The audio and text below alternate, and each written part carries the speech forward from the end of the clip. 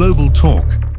அன்புள்ள குளோபல் நேயர்களுக்கு இறைவனின் சாந்தியும் சமாதானமும் உண்டாவதாக. தற்போது மத்திய கிழக்கில் என்னெல்லாம் வெளிவந்து கொண்டிருக்கின்றது பார்ப்போம். இந்த வகையிலே இன்று காலையில் டொனால்ட் ட்ரம்ப் ஒரு செய்தியை குறிப்பிடுகிறார். அதாவது, நான் ஈரானுடைய ஆன்மீக தலைவர் கொமைனி இருக்கும் இடத்தை லைவ் டெலிகாஸ்ட் போட்டு காட்டுவேன், இது ஒரு முட்டாள்தனம் என்று சொல்லித்தான் நான் அதை செய்யவில்லை என்று தனது சமூக வலைதள பக்கத்தில் குறிப்பிட்டிருந்தார். அதாவது, அவருடைய கருத்து என்னென்று சொன்னால், நாங்கள் இந்த ஆன்மீக தலைவர் அலி கொமைனி எந்த இடத்துல இருக்கிறார் என்று சொல்லி நாங்கள் லைவா பார்த்து கொண்டு தான் இருக்கிறோம் என்று ஒரு காட்டுதல் மெசேஜ் ஒன்று இன்று காலையில் இருந்து ஊடகங்கள்ல வைரலாக இருந்தது. அடுத்த என்ன செய்தின்னு சொன்னா, நாம எதிர்பார்க்காத மாதிரி ஒரு சம்பவம் நடந்துக்குது. அதாவது, கனடாவில் ஈரான்ல ஆட்சி மாற்றம் வேண்டும் அப்படின்னு சொல்லி மிகப்பெரியதொரு ஊர்வலம், பேரணி, ஒரு ஆர்ப்பாட்டம் நடந்த காட்சிகள் இன்று ஊடகங்கள்ல பார்க்க கிடைத்தது. இது ஒரு பேரதிர்ச்சியாகத்தான் இருந்தது. ஏன்னு சொன்னால், கனடாவை பொறுத்தவரையில அமெரிக்காவுடைய செயற்பாடுகளை ஆதரிக்காத ஒரு நாடாகத்தான் இருந்தது. ஆனால் இந்த டொனால்ட் ட்ரம்ப் சென்ற ஓரிரு மாதங்களுக்கு முன்னால கனடாவும் அமெரிக்காவுடைய ஒரு பகுதி தான், அதாவது அமெரிக்காவுடைய ஒரு மாநிலம் தான் கனடா என்று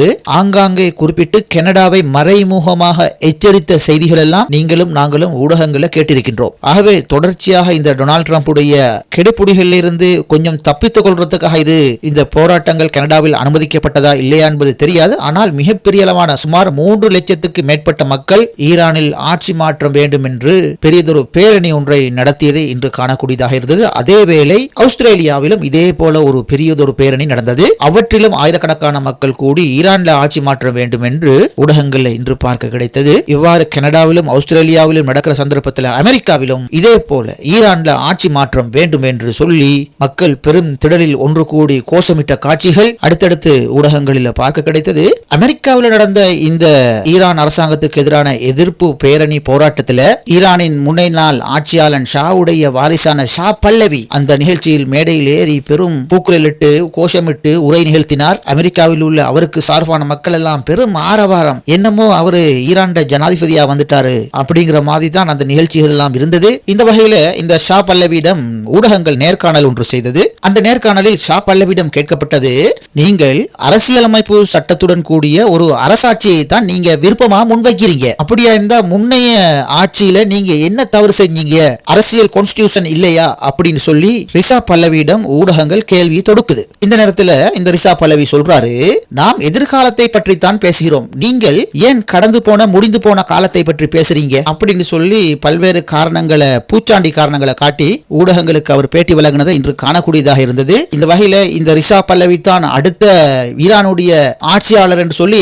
அமெரிக்கா முடிவு செஞ்சிட்டாங்க. இப்ப ரிஷா பல்லவியும் அமெரிக்காவில் இருந்து கொண்டு தான் ஈரானுடைய ஆட்சியாளர் என்று சொல்லி கனவு உலகத்தில் மிதக்கிறார். இந்த ரிஷா யூத வழிபாடு செய்யற ஒருத்தனுங்கிறது உங்களுக்கு நன்கு தெரிந்திருக்கும். இவருடைய முயற்சி, அதாவது அமெரிக்காவுடைய பின்னணியில இப்ப கனடா, ஆஸ்திரேலியா, அடுத்தது பாருங்க ஐரோப்பா நாடுகள் எல்லாம் ஈரான்ல ஆட்சி மாற்றம் வேண்டும் என்று சொல்லி மக்களை கிளர்ந்தல செய்வார்கள். இதன் மூலம் என்னென்று சொன்னா, ஈரானை அமெரிக்கா தாக்கும் போது சர்வதேச ஆதரவை இலகுவாக பெற்றுக்கொள்ளலாம் என்ற திட்டமிட்ட ஒரு சதி நடப்பது போலவே ஊடகங்கள் இன்று பேசுகிறது. இந்த வகையில சர்வதேச ரீதியில நடந்த இந்த ஆர்ப்பாட்டங்களை அவதானித்த ஈரான் செம்ம காட்டமான ஒரு எச்சரிக்கை ஒன்றை அமெரிக்க அதிபர் டொனால்ட் ட்ரம்புக்கு வெளியிட்ட செய்தி சற்று முன் கிடைத்தது. அதாவது, ஈரானுடைய ராணுவ தளபதி அப்துல் ரஹீம் மூசவி குறிப்பிடுகிறார், இந்த ட்ரம்ப் என்பவன் பொறுப்பில்லாத ஒருத்தன், அவருடைய பேச்சுக்கள் எல்லாம் மிகவும் தாழ்ந்த தரங்கட்டவை, ஒரு பக்கம் பேச்சுவார்த்தை என்று நாடகமாடிக்கொண்டு மறுபக்கம் மிரட்டல் விடுக்கும் தலைவனாக இவர் இருக்கின்றார். ஈரானை சீண்டி பாருங்க, அமெரிக்காவுக்கு வாழ்க்கையிலேயே மறக்க முடியாத ஒரு பாடத்தை எடுப்போம் என்று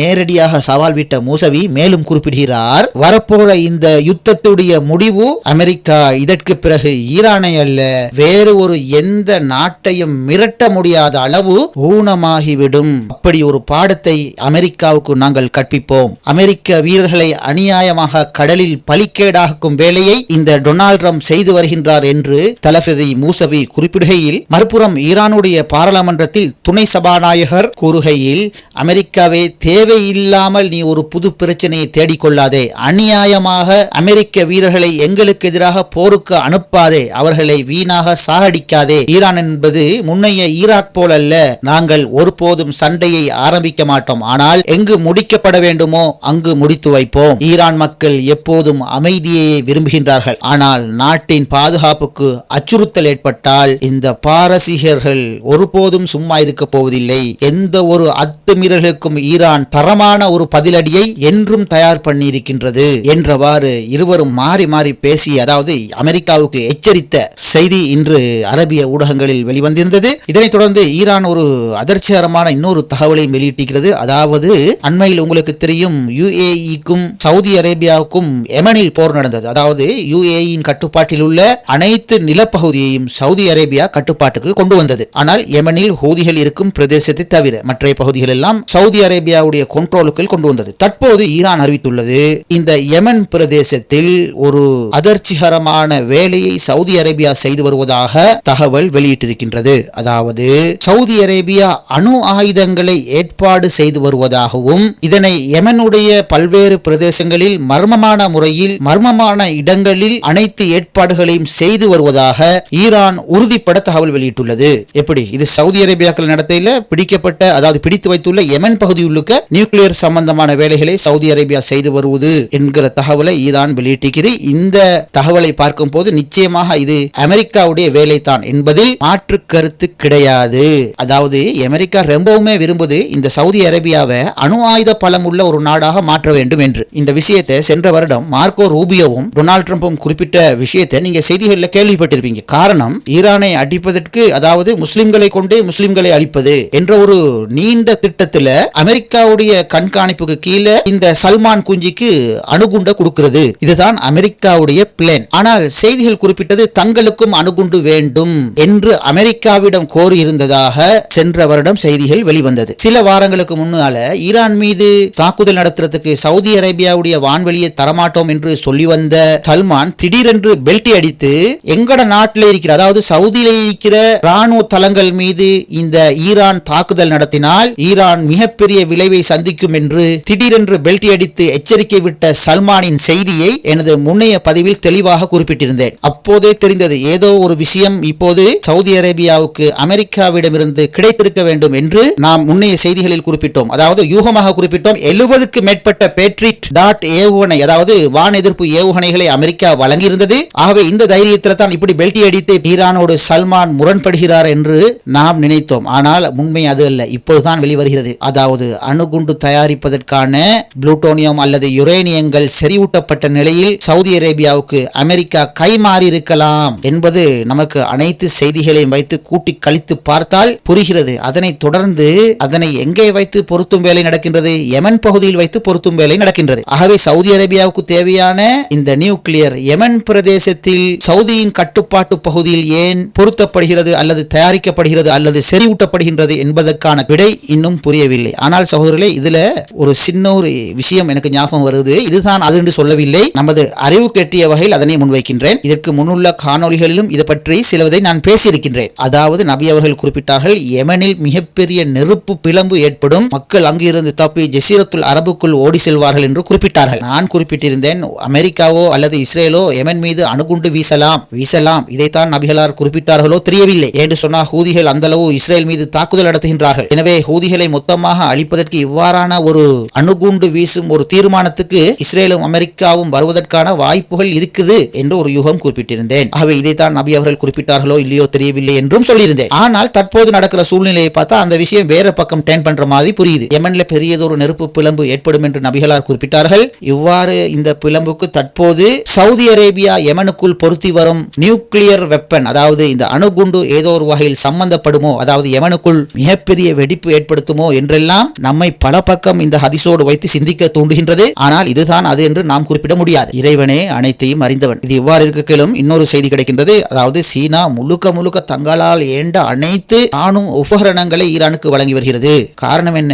சம்டைம் இந்த ஈரான் அழிந்து போகுமானால் சீனாவும் பொருளாதார ரீதியில் மிகப்பெரிய பின்னடைவை சந்திக்கும் என்பதில் மாற்று கருத்து கிடையாது. என்று சொன்னா சீனாவுக்கு தேவையான அதிகளவான ஆயில், பெட்ரோல் சீப்பாக எங்கிருந்து போகுதுன்னு சொன்னா ஈரான்ல இருந்து தான் ஏற்றுமதி செய்யப்படுவது.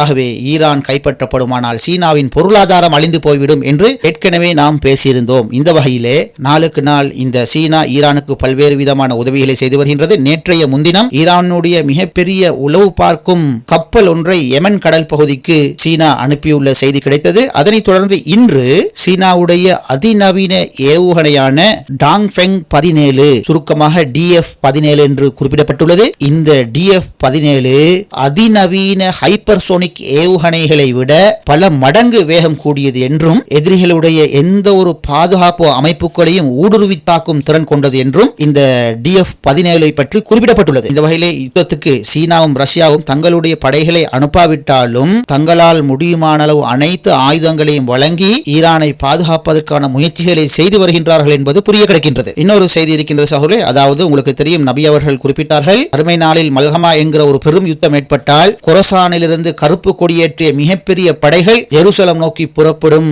என்று நபி அவர்கள் கூறிய செய்தியை பார்த்திருக்கின்றோம். இந்த வகையிலே கொரசான் என்பது நான் ஏற்கனவே குறிப்பிட்டிருந்தேன், ஈரானுடைய ஒரு பகுதியும் ஆப்கானிஸ்தானுடைய முழு பகுதியும் வரும். ஆகவே நபிகளாருடைய முன்னறிவிப்பின்படி ஈரானிய படைகளும் ஆப்கானிய படைகளும் ஒன்றிணைந்து ஜெருசலம் நோக்கி பயணம் செய்யுமோ தெரியவில்லை. அதே போல் அந்த படையில், அதாவது கடைசியில் நடக்கக்கூடிய அந்த மல்ஹமா என்கிற பெரும் யுத்தத்தில் சிரியாவை சேர்ந்த அதிகமான பேர் பங்கு கொள்வார்கள் என்றெல்லாம் இருக்கின்றது. இந்த வகையில் சகோதரர்களே, தற்போது ஆப்கானிஸ்தான் ஒரு முக்கியமான செய்தியை விடுத்துள்ளது. அது என்ன செய்தின்னு சொன்னா, ஈரான் மீது அமெரிக்கா போர் தொடுத்தால் தாலிபான்கள் முற்றுமுழுதாக ஈரானின் தளங்களில் ஈரானுக்கு தேவையான அனைத்து வகையான உதவிகளையும் பலத்தை வழங்குவதை தவிர்க்க முடியாது என்று ஆப்கானிஸ்தானுடைய செய்தி தொடர்பாளர் இன்று செய்தியை வெளியிட்டுள்ளார். ஆகவே என்னமோ நடக்குது, ஏதோ சொல்லுது, இதுதான் அது என்று சொல்ல முடியாது. உலக மக்களுக்கு அமைதியும் சுதந்திரமும் நிம்மதியும் இந்த அரக்கர்களிடமிருந்து கிடைக்க வேண்டும். குறிப்பாக அடக்கப்படும் பாலஸ்தீனத்துக்கு எந்த வகையிலாவது ஒரு விடுதலை கிடைக்க வேண்டும் என்று இறைவனை பிரார்த்தித்தவனாக மீண்டும் அடுத்ததொரு நல்லதொரு செய்திகளோடு மறுபடியும் உங்களை சந்திக்கின்றேன். இது குளோபல் நூலகத்துடைய குளோபல் டாக் நிகழ்ச்சி.